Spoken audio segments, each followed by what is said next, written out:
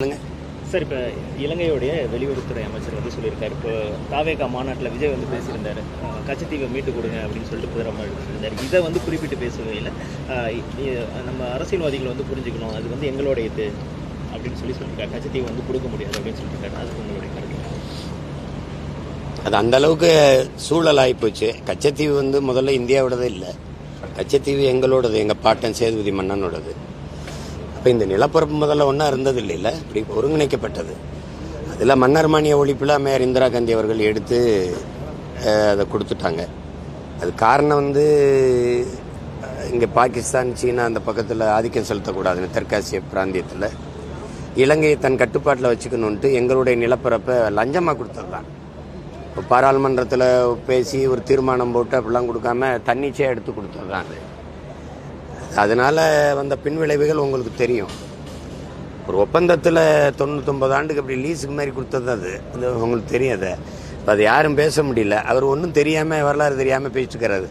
அவங்க இதுன்னு இந்தியா வந்து இதில் நாட்டின் பிரதம அமைச்சர் கூட அந்த அரசியலுக்காக பயன்படுத்திக்கிறாங்க. அது அப்பப்போ வந்து நீங்கள் எதுக்கு பேசுகிறீங்க? இப்போ மனச்சான்றோட பேசணும்ல இலங்கைக்காரன். நீ ஒன்று தான், அது இந்தியா உனக்கு கொடுத்தது, அதை இப்போ திருப்பி எடுக்கிற உரிமை எங்களுக்கு இருக்குது. அது நாட்டின் பிரதம அமைச்சர் கூட பேசுனாங்க அந்த நேரத்தில், கச்சத்தீவை திருப்பி எடுக்கணுன்ட்டு. அப்புறம் அதை விட்டுட்டாங்க. பாராளுமன்ற தேர்தல் அப்போ அந்த பிரச்சனை வந்ததில்லை, விட்டுட்டாங்க.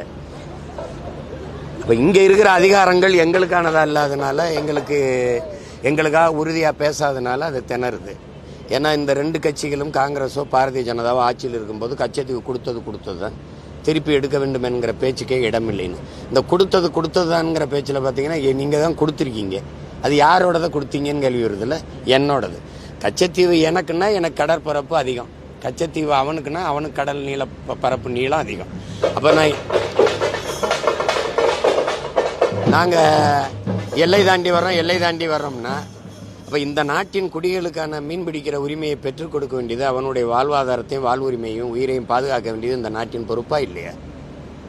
அப்போ அதனால் அதை பேசுறதுக்கு நம்மளை போன்றவர்கள் பதில் சொல்ல வேண்டியதில்லை. நாட்டில் பொறுப்பு மிக்க அதிகாரத்தில் இருக்காங்கல்ல, அவங்க தான் பதில் சொல்லணும். இந்த நாட்டின் வெளியுறவுத்துறை அமைச்சரோ, பாதுகாப்புத்துறை அமைச்சரோ, மீன்வளத்துறை அமைச்சரையோ, என்னையா அது நீ இப்படி பேசிட்டு இருக்கிற, அது எப்படியா ஒன்றுதாகும்னு அது பேசணும். அதை அவங்க பேச மாட்டாங்க. யார்கிட்ட பேச மாட்டாங்கன்னு தெரிஞ்சுதானே பேசுகிறேன். இப்போ எங்கிட்ட அதிகாரம் வந்துருச்சுன்னு வச்சுக்கிறீங்க, அவர் தான் அப்படி பேசிடுவாரா, இவங்க தான் பேசாமல் இருந்துருவாங்களா?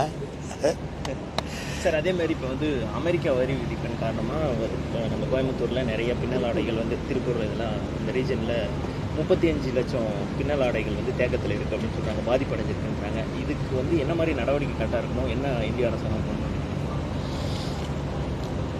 செய்யாத நம்ம ஏற்றுக்கொண்ட பொருளாதார கொள்கையில் வந்த பிரச்சனை, ஒவ்வொன்றும் சார்பாக போனதுனால, அது உலகத்தை சந்தையாக்குனதுனால வந்த பிரச்சனை. இப்போ அவர் வந்து அவர் நாட்டுக்கு நின்றுட்டார், நம்ம நாட்டில் நம்ம வர்த்தகர்கள் பாதிக்கப்படுறாங்க. அப்போ அதில் அந்த பாதிப்பிலிருந்து மீள்றதுக்கு நாடு உடனடியாக ஒரு முடிவை எடுக்கணும். இல்லைன்னா சுத்தமாகவே இந்த நாட்டு மக்களினுடைய, நம்ம தேசிய முதலாளிகள், குறிப்பாக இந்த மாதிரி பின்னல் ஆடை இந்த முதலாளிகளுடைய இதெல்லாம் எதிர்காலம் வந்து ரொம்ப கேள்விக்குறியாயிரும், ரொம்ப கஷ்டமாயிரும். அப்போ அப்படி அந்த நாடு முடிவெடுக்கும்போது நாம் என்ன முடிவெடுக்கணும்னு முடிவெடுக்கணும். இப்போ தானே பிரதமர் வந்து தற்சார்புன்னு ஒரு வார்த்தையே பேசுகிறாப்புல, இன்னைக்கு தான் பேசுகிறாரு. கால்நடை விவசாயிகள்ங்கிறாரு, விவசாயம்ங்கிறாரு. இந்த சுதந்திர தினத்தில் தான் அதை பேசுகிறாங்க. பார்ப்போம் எப்படி போகுதுன்னு பார்ப்போம். சரி, இல்லை சார், இப்போ மோகன் பகத் வந்து சொல்லியிருக்காரு, இந்தியர்கள் 3 குழந்தைகள் வந்து பெற்றுக்கணும் அப்படின்னு சொல்லியிருக்காரு. எல்லாத்துக்கும் சட்டம் போட முடியாதுல்ல தம்பி. என் விருப்பம், நான் எத்தனை பிள்ளை பெற்று, நான் 6 பெற்றுக்கிட்டேன்னா என்ன பண்ணுவீங்க?